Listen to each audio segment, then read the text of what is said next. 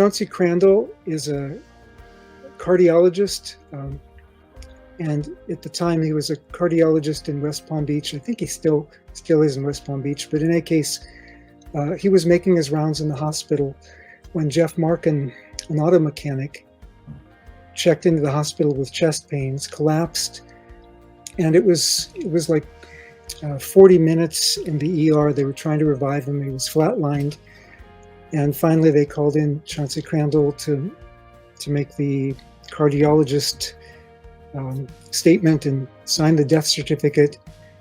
They'd followed all the American Heart Association protocols. They'd done everything they could to revive him, and at that point, 40 minutes, there's nothing more that could be done. So he signed the death certificate, was going back out through double doors into a different part of the hospital to make his rounds, when he tells me that the Holy Spirit moved him to go back and pray for this man to have a second chance to know the Lord. Obviously, that doesn't happen very often, but he went back in.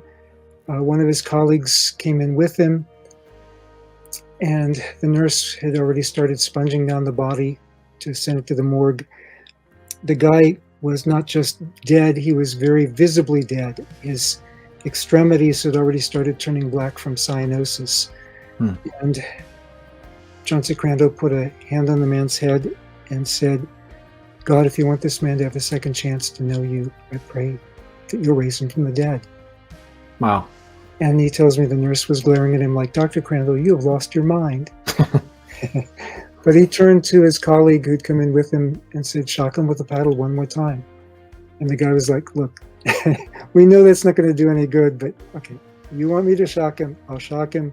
Shocked him with the paddle one more time, and that's appropriate. I mean, he's a doctor; he needs to use what medical resources are there. But normally, I mean, the shocks hadn't worked before, and normally, you're not going to get a normal heartbeat after just a few minutes of being flatlined. After a shock, it'll take a while. And this perfect heartbeat came back, and then suddenly, this abdomen started moving and started breathing. And then a couple moments later, the fingers started twitching. Immediately, the heartbeat was normal. And the nurse started screaming, "Dr. Crandall, what have you done?" Like Frankenstein's monster.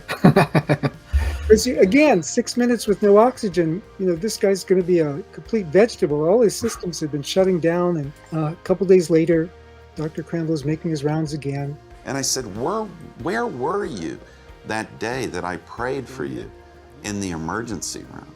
And he said, "Dr. Crandall, I was in total darkness. And I was so disappointed." And I said, "Jeff, what were you disappointed about?" He said, "I was alone for eternity." He asked me at that time if I was willing to accept God in my life and into my heart. I just opened my arms and accepted God. It was just a very emotional time. I remember, crying in his arms. Jeff Markin didn't have brain damage. He did have his second chance to know the Lord, and he did come to know the Lord. And today they testify together about that. I was rebaptized through our church, and at that time, my life became so in balance and peaceful, and everything was in harmony.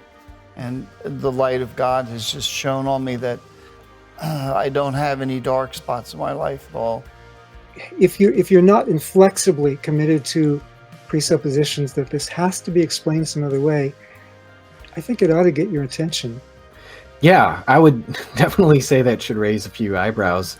You don't come back from the dead and have all your cognitive faculties normally, or come back from the dead, period, especially again in the context of prayer and things like that. And when you have even non-Christian doctors attesting to it, that's not something that just doesn't pass any inspection at all. You have witnesses from the time at the place that would even maybe be skeptical themselves.